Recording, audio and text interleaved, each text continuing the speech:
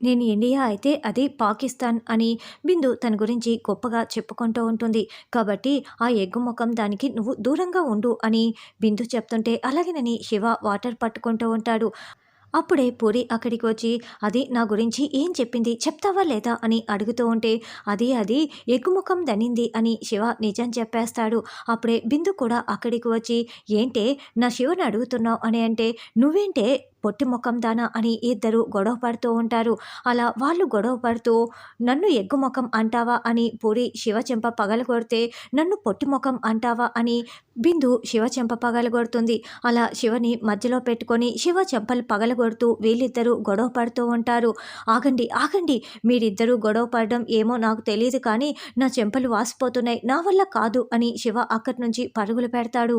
తర్వాత Uday dance school దగ్గరికి వచ్చి బయట గగన్ గారిని చూసి భూమి ఇంకా రాలేదు కానీ వీడు మాత్రం అప్పుడే వచ్చేసాడా, ఇప్పుడు చూడు ఈరోజు నేను చేయబోయే దానికి భూమి మనసు ముక్కలైపోతుంది అని అనుకుంటూ ఒక లెటర్ని తానే రాసుకొని ఒక వైట్ కవర్లో పెట్టుకొని వెళ్తూ ఉంటాడు. అదిగో భూమి వస్తోంది, ఇప్పుడు గేమ్ స్టార్ట్స్ నౌ అని అనుకుంటూ వెళ్తూ ఉంటే గగన్ ఎదురు వస్తాడు. హాయ్ బ్రో, నేనే నీ కోసం వస్తున్నాను, నువ్వే వస్తున్నావా అని ఉదయ్ అనడంతో ఏ ఎందుకు అని గగన్ అంటాడు. ఇదిగో బ్రో, కాస్త ఈ లెటర్ చదివి పెట్టవా, ఇది లవ్ లెటర్ బ్రో అని ఉదయ్ అంటాడు.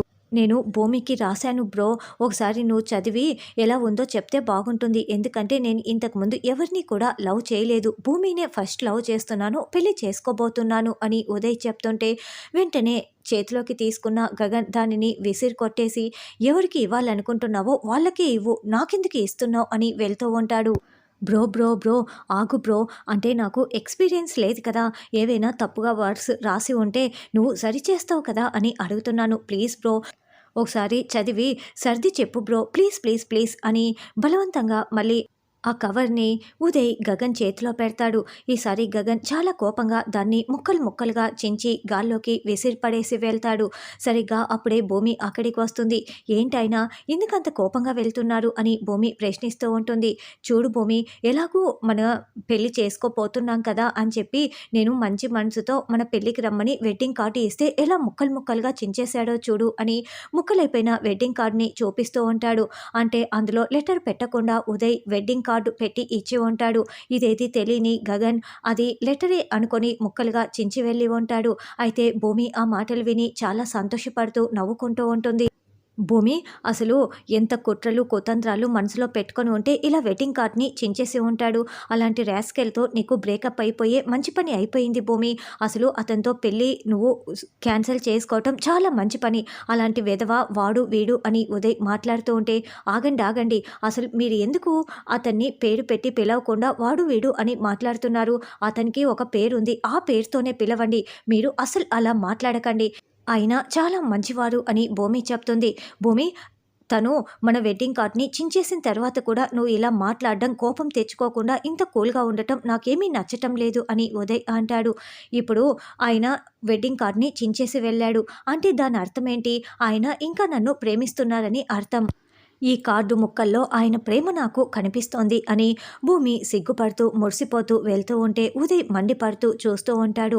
వెంటనే శరత్చంద్ర దగ్గరికి వచ్చి జరిగిన విషయం మొత్తం చెప్తాడు. ఏం మాట్లాడుతున్నారు అల్లుడు గారు అని శరత్చంద్ర అంటే అవును, భూమి ఇంకా గగన్ని ప్రేమిస్తోంది, గగన్ నిన్ను ఇంకా ప్రేమిస్తున్నాడని నేను చెప్పినప్పుడు భూమి ఏం చెప్పాలి? నేను ప్రేమించటం లేదు అని సీరియస్ అవ్వాలి.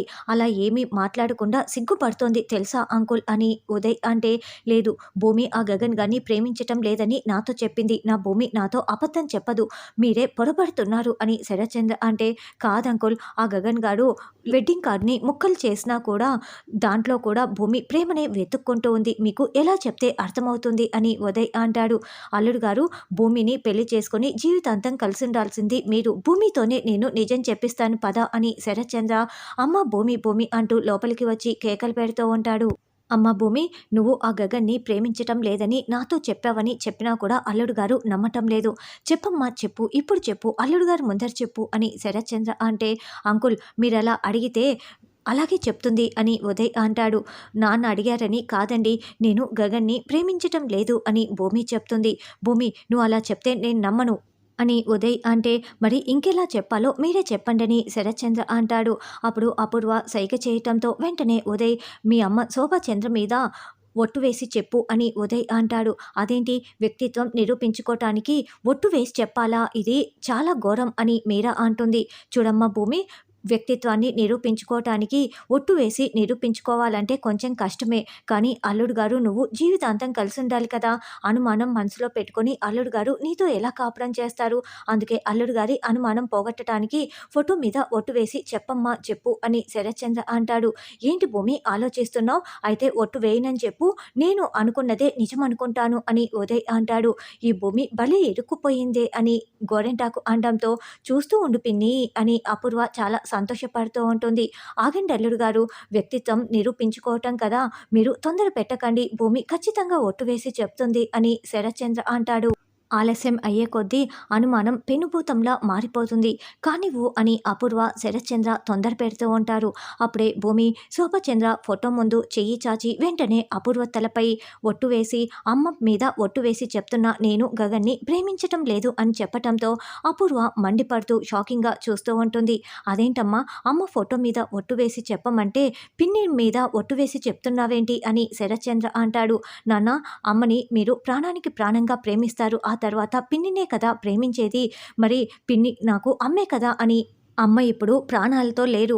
ఇప్పుడు ప్రాణాలతో లేని అమ్మ ఫోటో మీద ఒట్టు వేసినా కూడా ఏమీ జరగదన్న ఒక అపోహ ఉంటుంది కదా.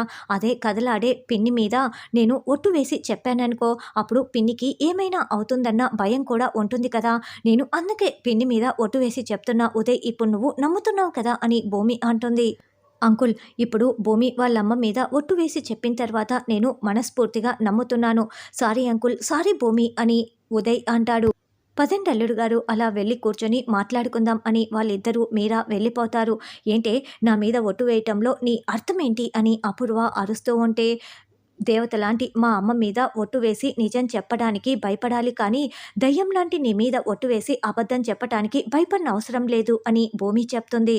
అంటే ఒట్టు వేసి మా అమ్మాయిని చంపేద్దాం అనుకుంటున్నావా అని గోరెంటాకు అంటే, కత్తులకే చావని పాపి ఇది, ఒట్టులకే చస్తుందా అని భూమి అంటే, అయితే ఒట్టుతో చచ్చిపోతే అప్పుడు ఎవరి మీద ఒట్టు వేస్తావు అని గోరెంటాకు అంటే, ఒక్క ఒట్టు వేయడానికి నువ్వు పనికిరావా గోరెంటాకు చెప్పు అంటూ భూమి వెళ్తుంది. అంటే నువ్వు చచ్చిపోతావా అమ్మాయి అని గోరెంటాకు అడగటంతో అపూర్వ వెంటనే గోరెంటాకు చెంప పగలగొడుతుంది.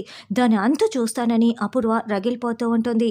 తర్వాత శారద పూజ చేసి హారతి శివకి పూరికి అందరికీ ఇస్తూ ఉంటుంది. ఆంటీ, నేను చెప్పనా అని శివ అంటే, వద్దు వద్దు, ముందుగా నా కొడుకే చెప్పాలి అని శారద అంటుంది. అమ్మ, నేనైనా చెప్పచ్చా అని పూరి అంటే, లేదు, ముందుగా నా కొడుకే నాకు చెప్పాలి అని శారద చెప్పటంతో, వీళ్ళు ఏదో చెప్పాలనుకుంటున్నారు, మీరేమో బాబే చెప్పాలంటున్నారు, ఏంటది అని రత్నం అడుగుతూ ఉంటుంది. అయినా కూడా నీ కొడుకు ఇంకా నిద్రే లేవలేదు, అసలు గుర్తైనా ఉంటుందా, నాకు డౌటే అని పూరి అంటే, అయినా అన్నయ్య ముందు చెప్తే నీకేమొస్తుందమ్మా అని పూరి అంటుంది. వాడు నా నుదుటిన ముద్దు పెట్టి నా దగ్గర ఆశీర్వాదం కూడా తీసుకుంటాడు, నాకు వాడే చెప్పాలి అని శారద అంటుంది.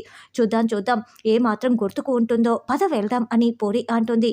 నాన్న, గగన్ లేనా, ఇదిగో హారతి తీసుకో అని శారద చెప్తూ అడుగుతూ ఉంటుంది. ఈరోజు గుర్తుందా అని అడుగుతూ ఉంటే, ఏంటి అని గగన్ ఏమీ తెలియనట్లు అడుగుతూ ఉంటాడు. మరి ఏమైనా శారద పుట్టినరోజా అన్నది రానున్న ఎపిసోడ్లో తెలుసుకుందాం.